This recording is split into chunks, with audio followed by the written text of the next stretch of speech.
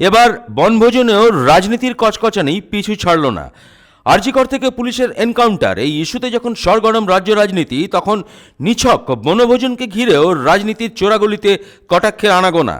প্রাক্তন বিজেপি সাংসদ দিলীপ ঘোষ শনিবার থেকেই বনভোজনে মেতেছেন দলীয় কর্মীদের নিয়ে। দুর্গাপুরের পর এবার পাণ্ডবেশ্বর বিধানসভার অন্তর্গত ফরিদপুর ব্লকের তিলাবনী জঙ্গলে দলীয় কর্মীদের সাথে বনভোজনে যোগ দিয়েছেন বিজেপির এই বরিষ্ঠ নেতা। আর একই দিনে পাণ্ডবেশ্বরের বিধায়ক তথা তৃণমূল জেলা সভাপতি নরেন্দ্রনাথ চক্রবর্তীও সদল বলে বনভোজনে মেতেছেন। তৃণমূল জেলা সভাপতি বিজেপি নেতাকে স্বাগত জানিয়েছেন তার বিধানসভায় বনভোজনে আসার জন্য। কম করে খাওয়ার পরামর্শ বর্ষিয়ার নেতাকে। এর নাম তো বনভোজন।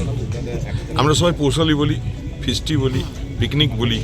এটা আমাদের বাইরের প্রকৃতির সঙ্গে, প্রকৃতির ডাকে সাড়া দিয়ে এসে জঙ্গলের মধ্যে যে চড়ুইভাতি আমরা করি, এটা তো আমাদের পরম্পরা। আমরা করছি, ওনারাও করছেন, ওনারাও ভালো থাকুন।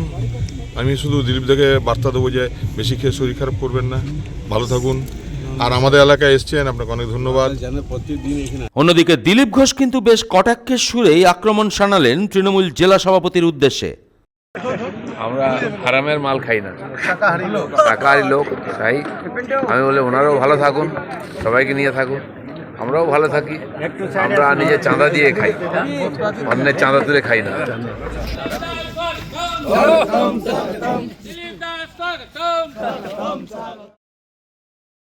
লাউদোয়া থেকে প্রলয় বন্দ্যোপাধ্যায়ের রিপোর্ট, 99 নিউজ বাংলা।